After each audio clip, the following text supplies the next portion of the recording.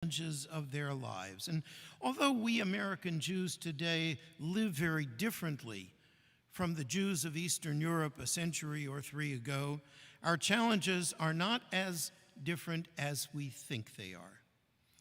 Heschel sought to bring us back to the synagogues, to the sources of wisdom, to Jewish learning, and to inspire us to be better Jews.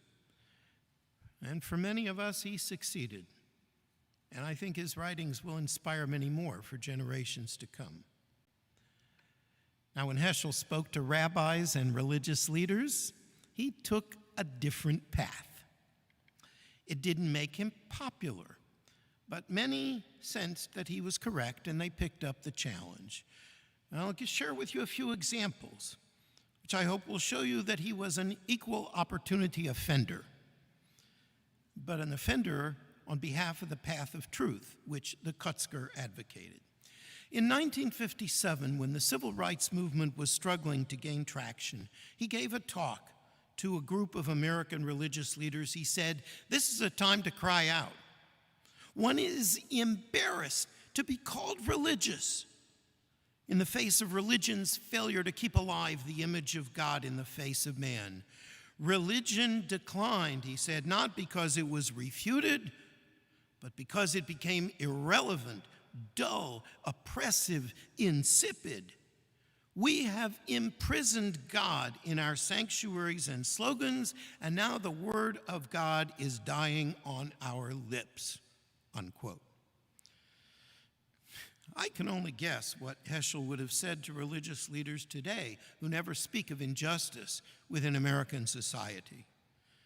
But it probably would have been in the spirit of the Kutzker Rebbe.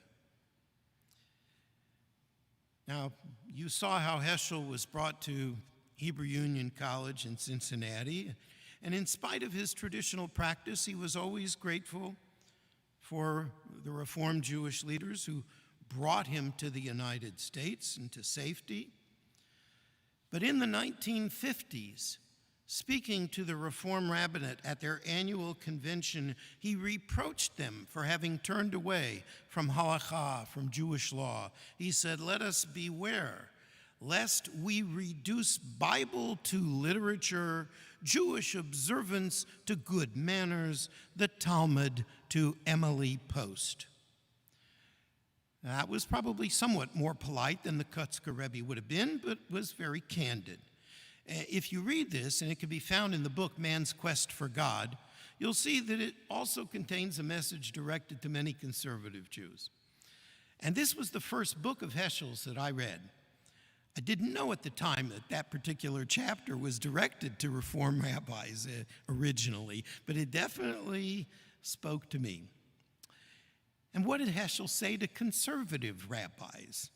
And again, this was in the 1950s, but it is a message I think we rabbis and involved conservative Jews should still bear in mind. He said, "There are many who labor in the vineyard of oratory, but who knows how to pray or how to inspire others to pray? The modern temple suffers from a severe cold. Our motto is monotony. The fire has gone out of our worship. It is cold, stiff, and dead. The rabbi has become a master of ceremonies, but Judaism does not stand on ceremonies."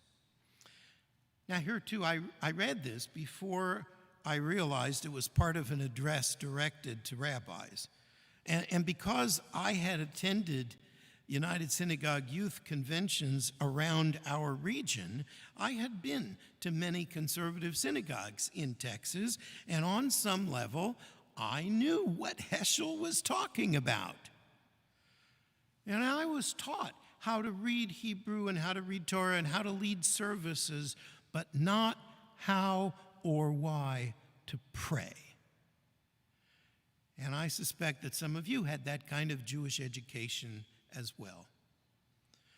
Now, I know we sometimes have a problem at Beth Yeshurun with regulating the thermostat in the sanctuary, but when Heschel said the modern temple suffers from a severe cold, I'm sure he was not talking about the temperature.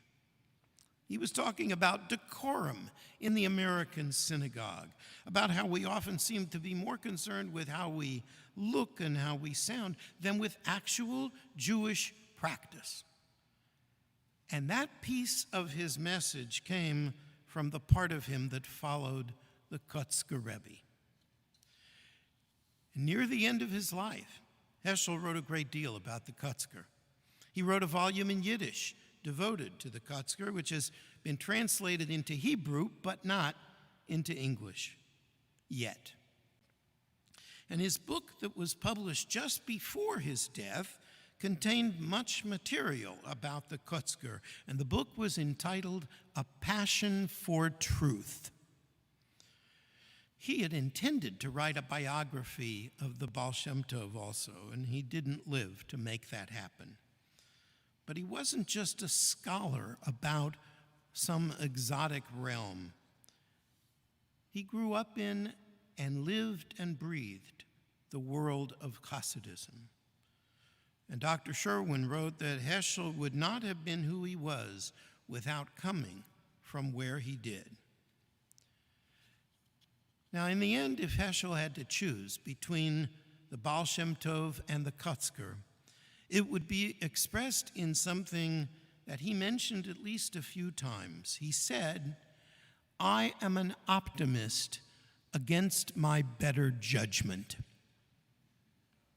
And by this, I think he meant that he was not naive. He recognized the pervasiveness of evil. He wrote that, there is one line that expresses the mood of the Jewish man throughout the ages. It's a verse from Job which says, "The earth is given into the hand of the wicked." But despite that, despite the evidence of evil, he believed that by our being partners with God, good would ultimately triumph over evil. And this is what I think Heschel, as an inheritor of the Hasidic world and the Hasidic spirit, would have us remember today. Be an optimist, even against your better judgment, and be a partner of God in everything we do. Thank you.